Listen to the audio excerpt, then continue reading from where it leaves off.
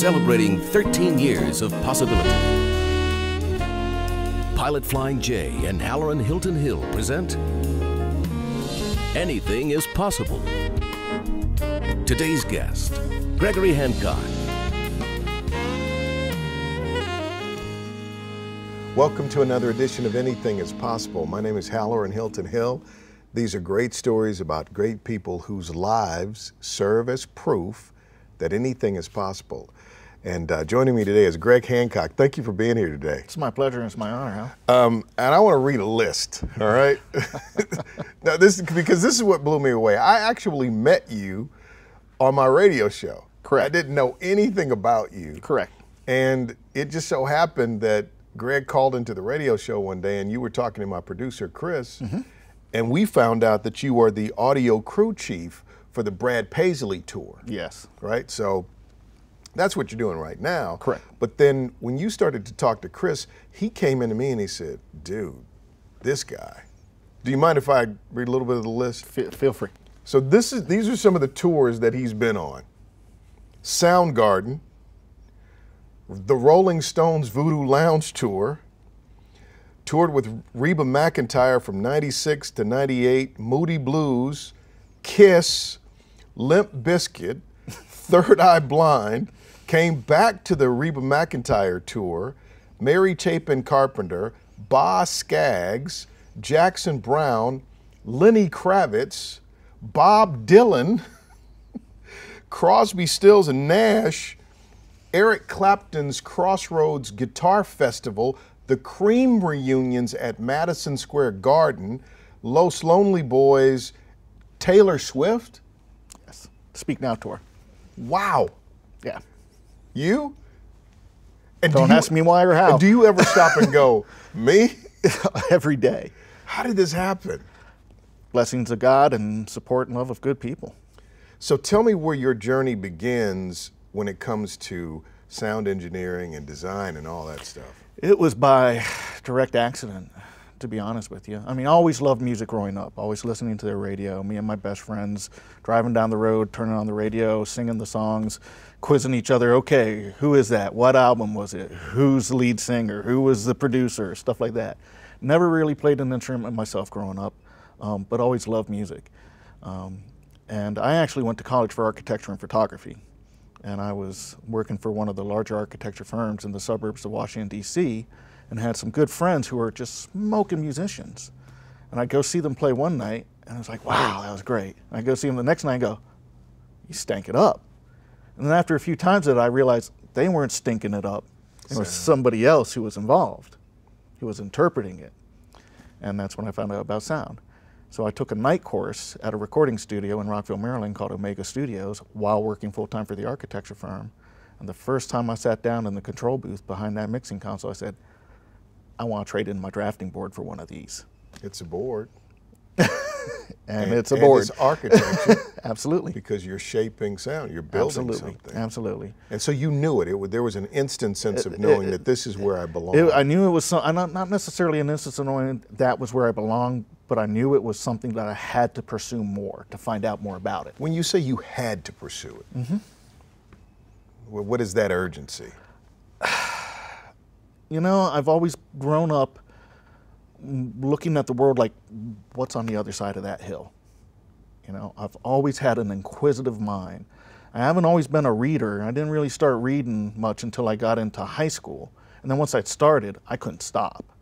This ferocious need to read and learn things. Right. And so when something piques my interest, kind of like how I got into architecture, you know, I had no plan on going into architecture when I first went to college, but I met some people and then curiosity, I'm like, wow, you know, this is fantastic, this is cool, this is challenging. But this list that I just read, those are some of the biggest names in rock and pop.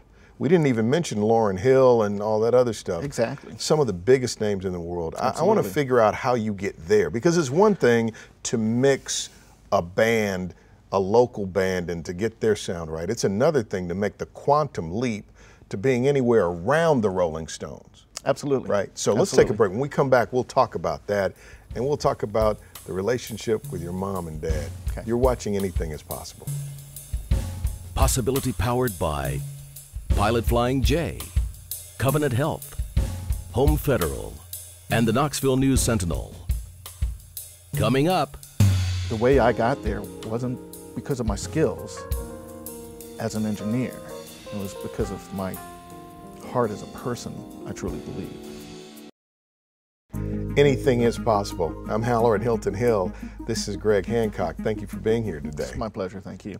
I'm just trying to imagine, these are tractor trailers, these are the big screens, this is that production when you stage it. It takes almost up until the time of sound check just to put it up. This is that world. Absolutely. And Greg Hancock, who actually hears a band, hears the inconsistency in the sound and decides, I need to learn about that so I can fix that. Gets behind that soundboard and goes, I got to know this. But I can't figure out how you get from that to that. Schooling was a good part of it. I went back to school and got my associate's degree in recording engineering.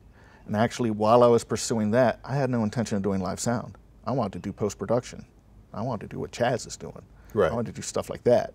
And, but the way I got there wasn't because of my skills as an engineer. It was because of my heart as a person, I truly believe.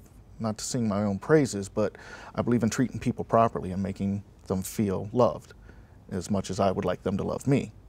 Honor and commitment and character. So while going through that school, I made connections with certain people that opened up certain doors. So when I graduated, I actually had the incredible opportunity to go to an internship with a man named John Stork, one of the leading studio designers in the world. His first studio he ever designed. I've seen his pictures on the internet of great studios. His first studio he ever designed was Electric Lady for Jimi Hendrix. Now try designing a studio underneath the New York subway. That's what he did for his first shot. So this man was amazing, and I got the opportunity to work with him. And I had no desire to go back into architecture, but networking through him opened up more doors. And it just so happened that a person that I went to school with in that school was working for this great sound company down in Dallas, Texas. And he called me up and said, hey, what are you doing? I'm like, looking for a gig. He's like, come to Texas. So I moved to Dallas, Texas, started with a small regional company there, doing some local stuff, and then got word that the boss for Showco wanted me to come in and interview.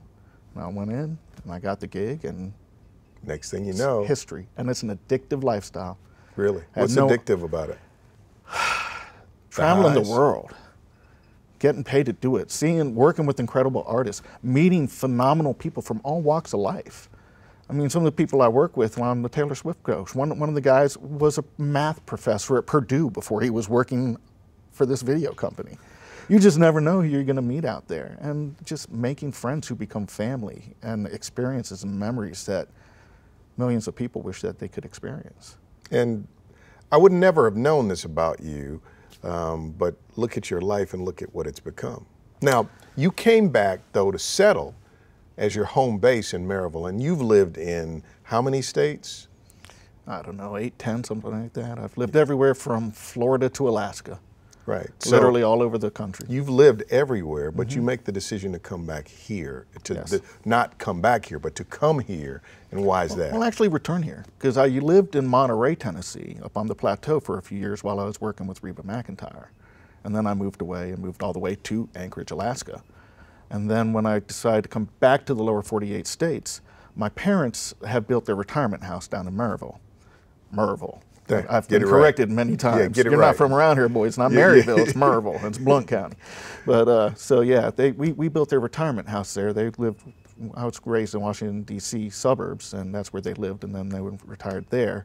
And came back to help them build their house for a number of years. And then when I finally returned to the lower 48 permanently, I was back visiting them often, and I realized what a treasure they are in my life.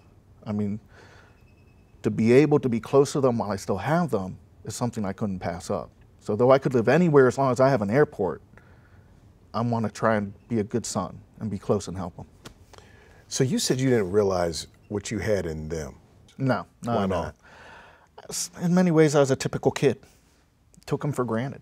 You know, you don't think of your parents the way you think of other people outside your family because they're there. They're the ones who feed you. They're the ones who scold you. They're the ones who put clothes on your back. They're just there. It wasn't until I got older and learn more about life in general and living life, that I could realize just how rare they are in today. Was there a moment, was there an event, was there a catalytic event? Did something happen between you and your mother or your father, or did something happen to you where it just went like, boom? And as you think about that, right now at this age and stage in my life, I'm having a renewed vision of just how strong my parents were, because if they were feeling the rush and crush of emotions that I feel at this age, Absolutely. and were able to push through that, if they were feeling that, especially with the societal pressures they had, I'm thinking, I'm sorry for every day that I caused you any frustration or pain, because I had no idea what you were going through. I can completely relate to that feeling, 100%. So was there anything that happened? There was that maybe brought a to you? series of a few different things, probably, I would say. There was a couple of crisis moments in my life that they were there, and if they hadn't have been there, I would never be where I am today. And then also there were moments in their life. For instance, my father was a civil servant for over 30 years, and I just took that for granted. I really didn't know, I knew his titles and what he did, but I never really, he's my dad. I'd go see him in his office in my track uniform, or after mowing the grass and being all covered, and he never said a thing about it. And it wasn't until he retired, and I'm sitting there at his retirement ceremony and seeing admiral after admiral and person after person get up and speak of the accolades of who my father and what he was to this nation. And I was like, how could I not know that guy? Exactly.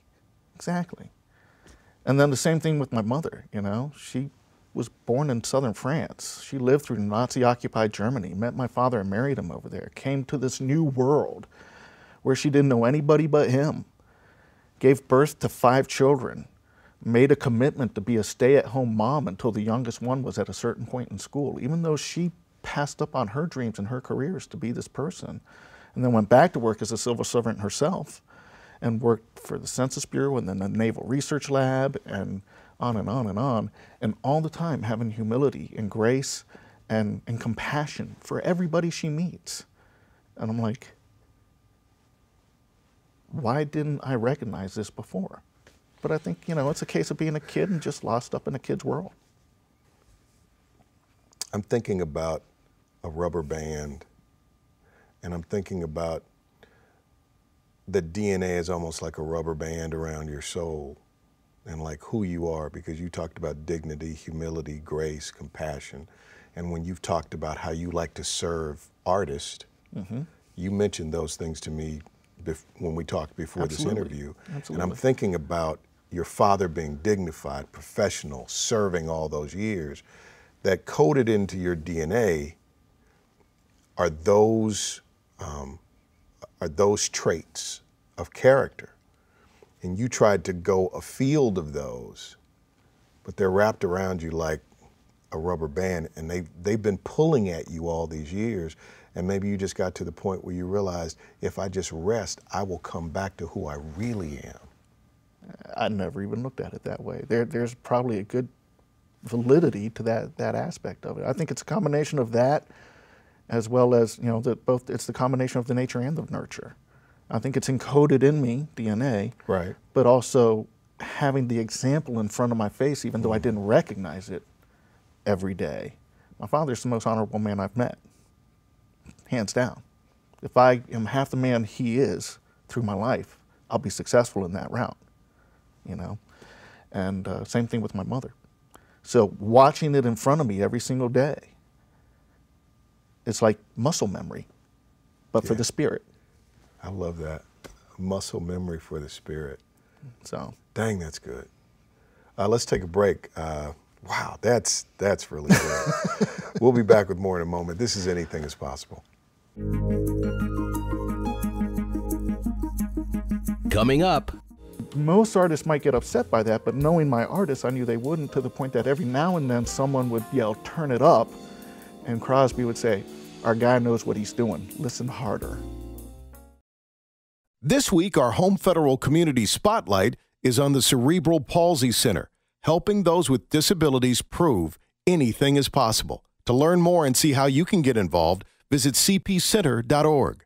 Welcome back to Anything is Possible. I'm Halloran Hilton Hill. Greg Hancock is my guest. He has been on tour with some of the biggest bands in the world. If the Rolling Stones aren't big enough for you, if Reba's not big enough for you, if Brad Paisley is not big enough for you, if Taylor Swift is not big enough for you, then tune to another channel or go to another website or put your phone away, right? Thank you for being here today. It's my pleasure and honor. And then you look at all of those great people and you come right back home to your mom and your dad, and they're the ones that are on the biggest stage to you. Absolutely, absolutely. Have you had the "Dad, I get it now" conversation? We have it a number of times. In fact, we almost kind of had it a portion of something like that the other day. You know, we were having lunch together at a local restaurant down there, just talking about different things, life, family, all of that.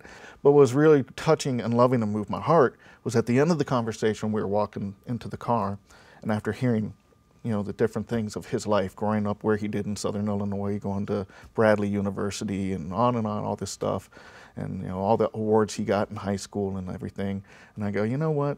It's a shame that I didn't apply myself better when I was in high school. If I actually gave half a darn, I might have been able to do something worthwhile in this world.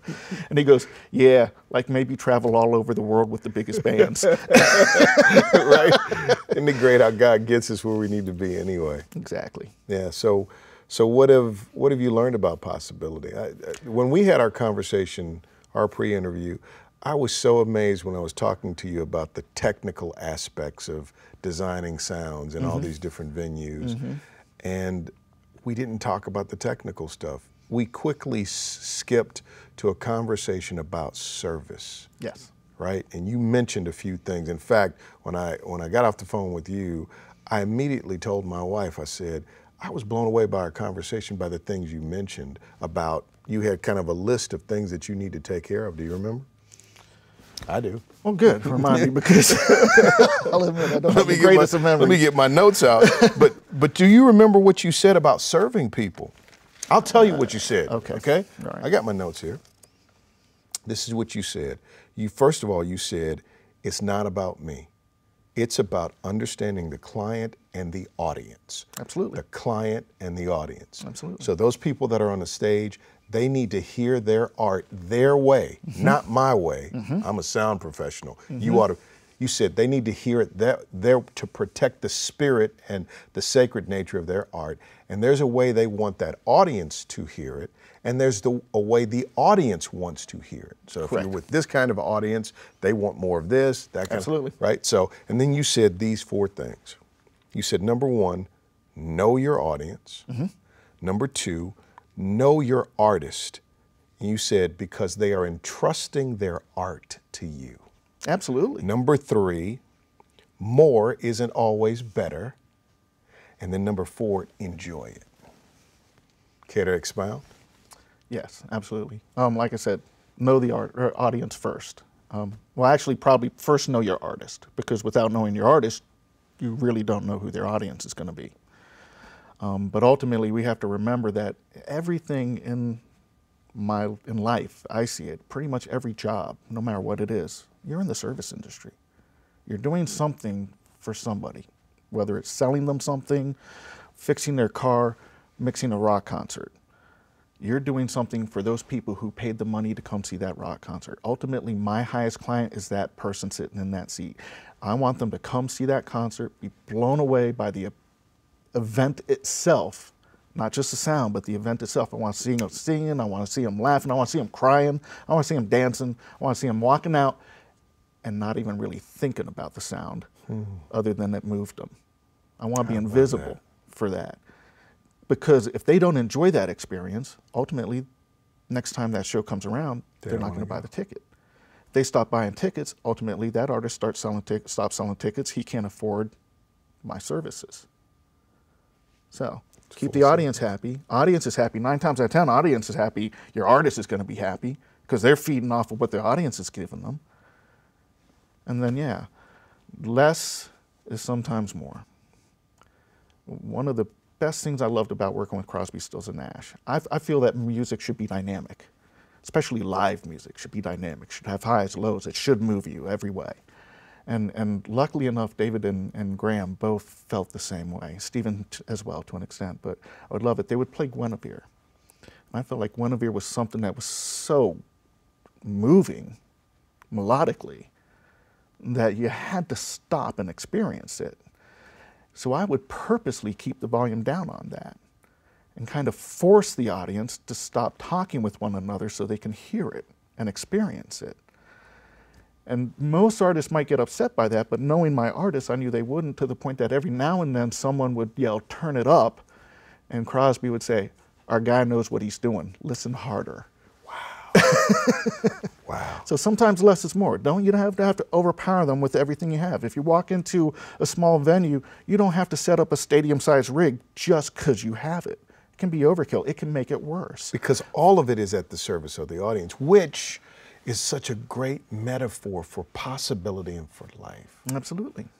Know the audience, know the artist. Absolutely. Yeah. And then enjoy it.